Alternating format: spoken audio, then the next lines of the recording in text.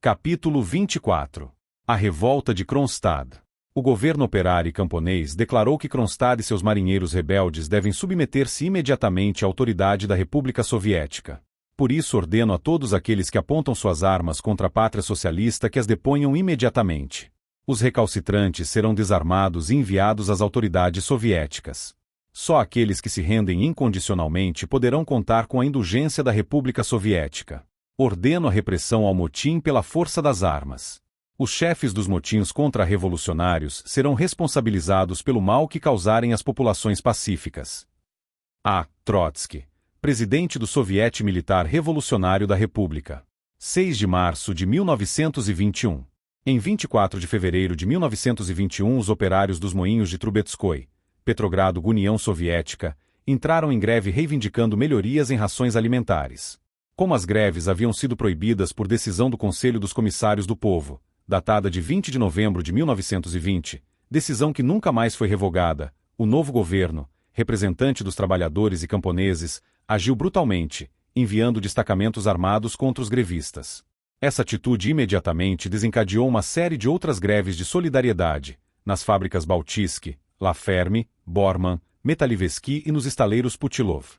Um elenco de reivindicações foi apresentado pelos operários às autoridades que, em seu nome, dirigiam o Estado soviético: melhores rações alimentares, reabertura dos mercados, liberdade para circular num raio de 50 quilômetros e supressão das barreiras nas estradas. À medida que passaram os dias, a essas reivindicações foram acrescentadas outras, de ordem política, colocando em questão a autoridade ditatorial do partido. A partir daí as medidas repressivas se acentuaram, as rações alimentares são suspensas, o estado de sítio e o toque de recolher são decretados, os principais líderes são presos pela Tcheca, polícia política do Estado dos Operários. Fiéis à sua aliança com o proletariado de Petrogrado, forjada no curso da Revolução de Outubro, os marinheiros de Kronstadt, em 26 de fevereiro, enviaram a Petrogrado uma comissão para informar-se das suas reivindicações e, 2 dias depois, a tripulação do navio Petropavlovsk vota a seguinte resolução, apresentada em 1º de março de 1921. Depois de ter ouvido o relatório dos representantes enviados a Petrogrado pela Assembleia Geral das Equipagens para examinar a situação, os marinheiros decidem, considerando que os sovietes atuais não exprimem a vontade dos operários e camponeses, proceder imediatamente à reeleição dos sovietes pelo voto secreto. A campanha eleitoral entre os operários e camponeses deverá desenrolar-se com plena liberdade de palavra e ação. 2. Estabelecer a liberdade de palavra e de imprensa para todos os operários e camponeses, para os anarquistas e partidos socialistas de esquerda. 3. Conceder liberdade de reunião aos sindicatos e às organizações camponesas. 4. Convocar por fora dos partidos políticos uma conferência dos operários, soldados vermelhos e marinheiros de Petrogrado, de Kronstadt e da província de Petrogrado para 10 de março de 1921, o mais tardar. 5. Libertar todos os prisioneiros políticos socialistas e também todos os operários, camponeses, soldados vermelhos e marinheiros presos em consequência dos movimentos operários e camponeses. 6. Eleger uma comissão com o fim de examinar o caso daqueles que se encontram nas prisões e campos de concentração. 7. Abolir os oficiais políticos, pois nenhum partido político deve ter privilégios para a propaganda de suas ideias, nem receber do Estado meios pecuniários para esse fim. Devem-se instituir em seu lugar comissões de educação e de cultura, eleitas em cada localidade e financiadas pelo governo. 8. Abolir imediatamente todas as barreiras. 9. Uniformizar as rações para todos os trabalhadores, exceto para aqueles que exercem profissões perigosas para a saúde. 10. Abolir os regimentos comunistas de choque em todas as unidades do Exército, assim como a guarda comunista nas fábricas e usinas. Em caso de necessidade, esses corpos de guarda poderão ser designados no Exército pelas companhias e nas usinas e fábricas pelos próprios operários. 11. Conceder aos camponeses plena liberdade de ação no que concerne às suas terras e também o direito de possuir gado, com a condição de que eles mesmos executem suas tarefas, isto é, sem recorrer ao trabalho assalariado. 12. Designar uma comissão ambulante de controle. 13. Autorizar o livre exercício do artesanato, sem emprego de trabalho assalariado. 14. Pedimos a todas as unidades do Exército e também aos camaradas cursante-militares que se juntem à nossa resolução. 15. Exigimos que todas as nossas resoluções sejam largamente publicadas pela imprensa. O objetivo dessa resolução foi o de restabelecer a soberania dos sovietes, esmagados pelo Partido Bolchevique, que a partir de março de 1918 passou a denominar-se Partido Comunista da União Soviética. Segundo os marinheiros de Kronstadt, os sovietes, eleitos livremente, deverão refletir a vontade de toda a população trabalhadora, e não há de um punhado de loucos comunistas.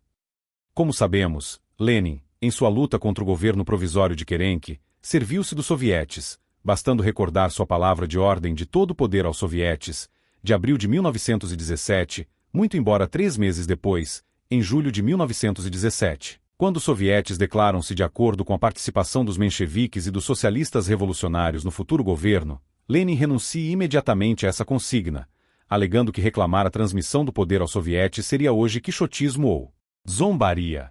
A luta não pode ter outro objetivo que o da tomada do poder pelo proletariado sustentado pelos camponeses pobres, visando a aplicação do programa do nosso partido. Em agosto de 1917, entretanto, um mês depois, Lenin, diante do complô do Gal Kornilov, retoma a velha palavra de ordem de todo o poder aos sovietes, pelo simples fato do partido bolchevique ter se tornado majoritário nos sovietes de Petrogrado e de Moscou. As exigências políticas contidas na resolução dos marinheiros de Kronstadt estavam em estrita conformidade com os direitos que figuravam na Constituição de outubro de 1918 e, sem dúvida, colocavam em xeque a ditadura do partido. Os marinheiros de Kronstadt tinham como objetivo restabelecer a soberania dos sovietes, arrancando-os do domínio dos partidos, quaisquer que eles fossem, obes, existiam, nessa época, ainda, embora vegetando numa legalidade precária, que se amesquinhava dia a dia, os socialistas revolucionários e os anarquistas. Essa tomada de posição é resumida no chamado difundido pelo rádio dia 6 de março de 1921, nós derrubamos o soviete comunista, proclamam marinheiros de Kronstadt. Dentro de alguns dias nosso Comitê Revolucionário Provisório procederá às eleições do novo soviete, o qual, eleito livremente, refletirá a vontade de toda a população trabalhadora e da guarnição, e não há de um punhado de loucos comunistas. Nossa causa é justa. Somos pelo poder dos sovietes e não dos partidos. Somos pela eleição livre dos representantes das massas trabalhadoras. Os sovietes falsificados, monopolizados e manipulados pelo Partido Comunista foram surdos às nossas necessidades e exigências. A única resposta que recebemos foi a bala assassina. Resumindo, a 8 de março de 1921, quando o jornal Izvestia de Kronstadt divulgou o texto abaixo, intitulado Por que nós combatemos, a situação estava definida.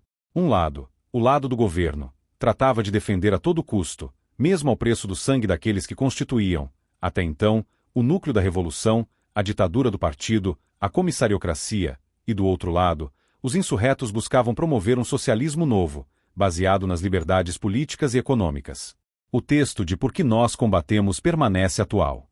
Após 68 anos, o socialismo continua rico em promessas e intolerável em violências contra a pessoa. Ao fazer a Revolução de Outubro, a classe operária esperava obter sua emancipação. Mas o resultado foi uma escravidão ainda maior da individualidade humana.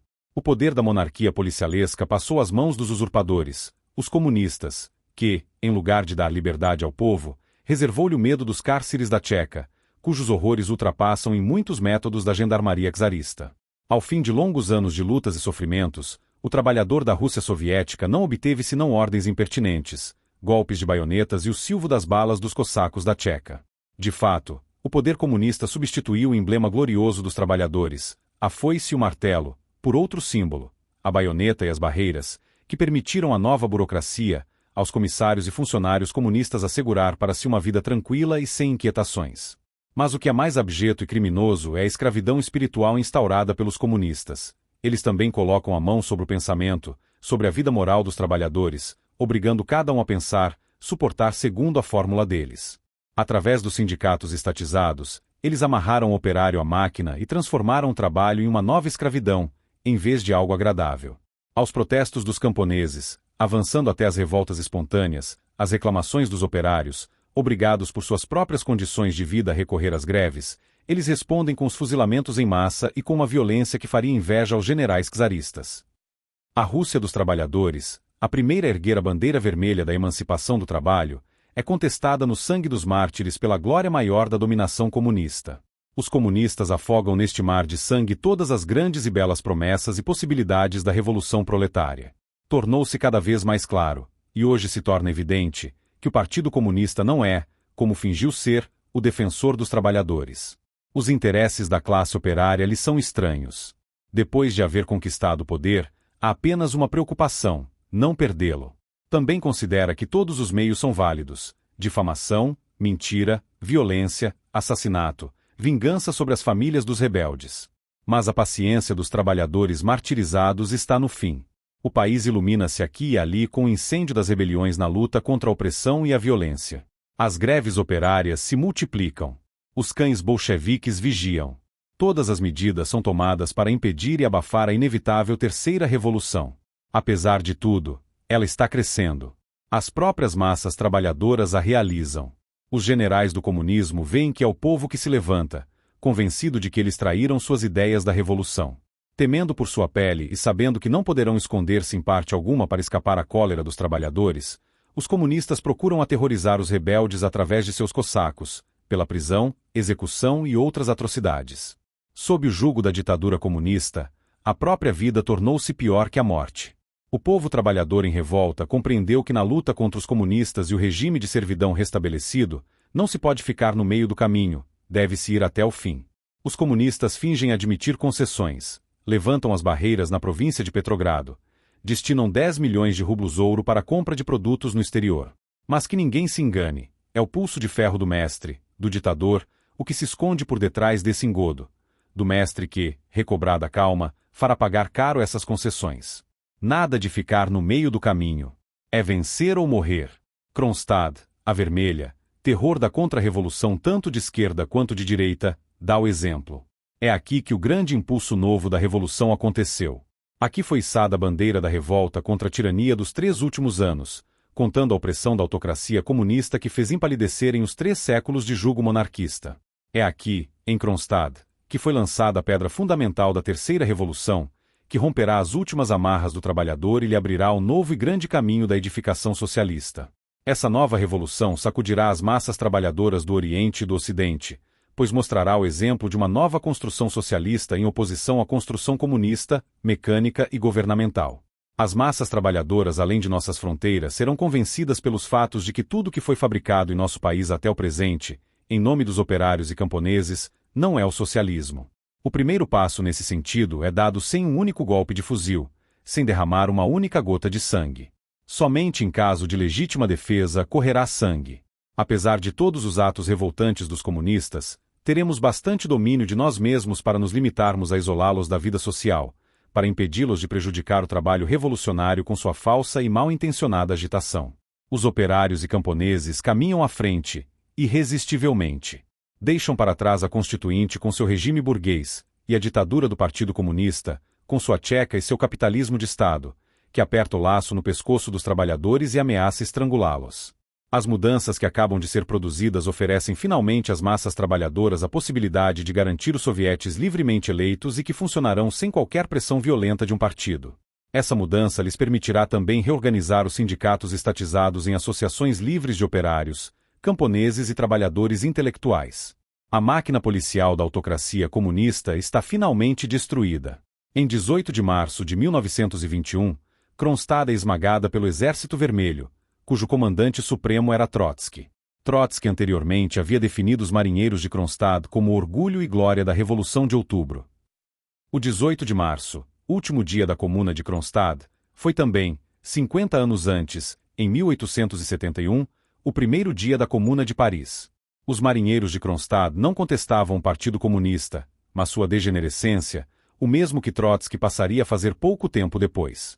Da mesma forma que os marinheiros de Kronstadt, Trotsky passou a denunciar violentamente o controle de uma casta de dirigentes cooptados sobre o aparelho de Estado e sobre todos os privilégios. Qual foi o destino dos protagonistas do drama de Kronstadt? Trotsky, comandante do Exército Vermelho, foi assassinado no México, em 1940, por agentes de Stalin. Zinoviev, presidente do Comitê de Defesa de Petrogrado, foi executado em 1936, acusado de alta traição. Tukhachevsky, um dos comandantes das tropas que esmagaram Kronstadt, foi fuzilado em 1937, acusado também de alta traição. Pavel Dibenko, marinheiro de Kronstadt, que se havia unido ao Exército Vermelho e que após a vitória foi o encarregado da depuração na fortaleza de Kronstadt, também foi fuzilado.